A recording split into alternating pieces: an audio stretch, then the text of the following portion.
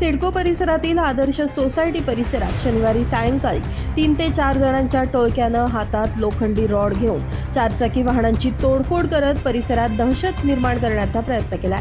या घटनेमुळे परिसरातील नागरिकांमध्ये भीतीचं वातावरण निर्माण झालंय। मिळालेल्या माहितीनुसार सायंकाळी सुमारे 8 ते 8:15 वाजेच्या दरम्यान 3 ते 4 अज्ञात तरुण अचानक आदर्श सोसायटी परिसरात आले। त्यांच्या हातात लोखंडी रॉड होते। त्यांनी रस्त्याच्या कडेला उभ्या असलेल्या अनेक चारचाकी वाहनांच्या काचा फोडून मोठ्या प्रमाणात नुकसान केले। अचानक झालेल्या या प्रकारामुळे नागरिकांमध्ये एकच खळबळ उडाली आहे। राजेश पाध्ये, आदर्श सोसायटी, सिडको ऑफिसच्या मागे। आता आम्ही घरात सगळे बसलेले असताना बाजूच्या आमच्या सोसायटीतले अमर वजरे आणि दिनेश वाकरकर यांच्या गाड्या फोडल्या 2 जणांनी आणि ते या गल्लीतून पसार झाले।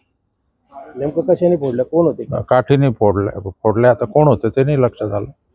आम्हाला वाटलं 2 जण होते। आम्हाला नडल्याचा आवाज वाटला म्हणून मग आम्ही काय बाहेर आलो नाही। काय प्रकार घडला? काही नाही, माझं नाव अमर वजरे, मी राहिला आदर्श सोसायटी सिडको ऑफिसच्या मागे आहे। सदर हा आमचा सोसायटीचा परिसर असून इथे आमच्या सर्वांच्या गाड्या पार्क असतात। त्या पद्धतीने इथे एक माझी गाडी आणि समोर खाली आमचे एक वाकारकर म्हणून राहतात, त्यांची गाडी अशा इथे 5-6 गाड्या आम्ही पार्क केलेल्या होत्या।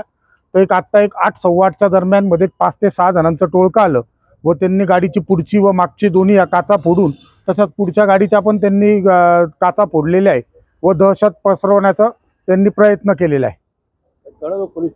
आम्ही पोलिसांना कळवले, तसं ते आलेले आहेत। आता ते पंचनामा वगैरे करतात असं बोललेत। किती जण होते, काय कशाने फोडलं? एक साधारणतः इथलं एक लेडीज आहेत, त्यांनी सांगितलं की 5 ते 6 जण होते म्हणून त्यांच्या हातात काहीतरी रॉड वगैरे होते व त्यांनी हा प्रकार केलेला आहे। घटनेची माहिती मिळताच अंबड पोलीस तातडीनं घटनास्थळी दाखल झाले। पोलिसांनी परिसराची पाहणी करून सीसीटीव्ही फुटेजच्या आधारे संशयितांचा शोध सुरू केला। या टोळक्यानं नेमक्या कोणत्या कारणातून ही तोडफोड केली याचा तपास सुरू असून लवकरच आरोपींना अटक करण्यात येईल असा विश्वास पोलिसांनी व्यक्त केला।